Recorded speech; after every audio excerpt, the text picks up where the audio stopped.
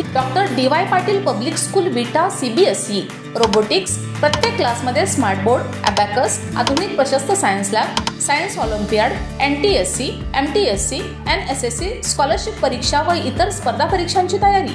8वी पासून foundation course batch सुरू।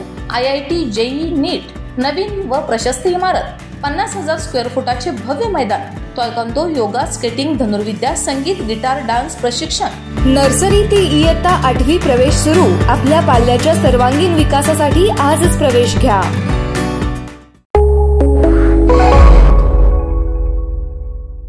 नमस्कार, मी अरुण आणि आपण पाहत आहात 7 स्टार न्यूज। घाटकोपरमध्ये अतिशय मोठी दुर्घटना घडली आहे। अचानक आलेला वादळी वारा आणि पावसामुळे पेट्रोल पंपावर भलं मोठं होर्डिंग कोसळलंय, त्यामुळे मोठा हाहाकार उडालाय। आतापर्यंत समोर आलेल्या माहितीनुसार या दुर्घटनेत 8 जणांचा दुर्दैवी मृत्यू झालाय। 61 जण या दुर्घटनेत जखमी झालेत, तर 50 जण अजूनही अडकल्याचा अंदाज आहे।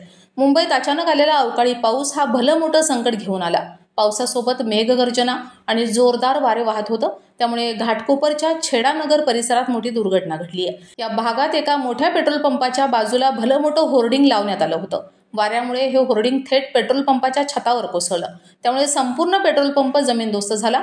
विशेष म्हणजे या पेट्रोल पंपावर जवळपास 100 पेक्षा जास्त जण होते। पाऊस सुरू असल्यामुळे अनेक जणांनी पेट्रोल पंपावर काही वेळ थांबणं पसंत केलं होतं, तर दुसरीकडे अनेक वाहनं पेट्रोल आणि डिझेल भरण्यासाठी पेट्रोल पंपावर आले होते। पेट्रोल पंपावर गर्दी होती। असं असताना अचानक होर्डिंग पेट्रोल पंपावर कोसळलं, त्यामुळे मोठी खळबळ उडाली आहे। या घटनेनंतर तातडीने पोलिसांना याबाबत माहिती देण्यात आली।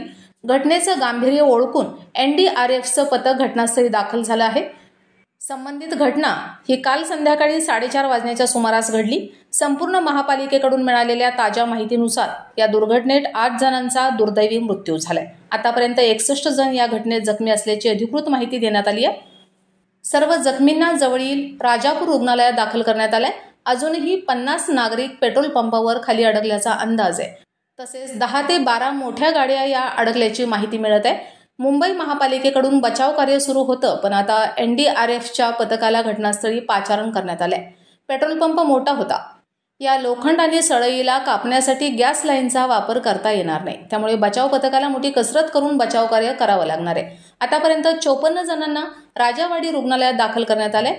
मुंबई महापालिकेचे आयुक्त पालिकेच्या बचाव कार्य रूममधून लक्ष ठेवून आहेत। घटनास्थळी अनेक बडे नेते येऊन गेले। बचाव कार्य सुरू आहे। मुंबई महापालिकेकडून मोठमोठ्या क्रेन घटनास्थळी आणण्यात आले। तसेच जखमींना रुग्णालयात घेऊन जाण्यासाठी जवळपास 18 ते 20 रुग्णवाहिका आणण्यात आलेल्या आहेत। Bureau report 7 star news.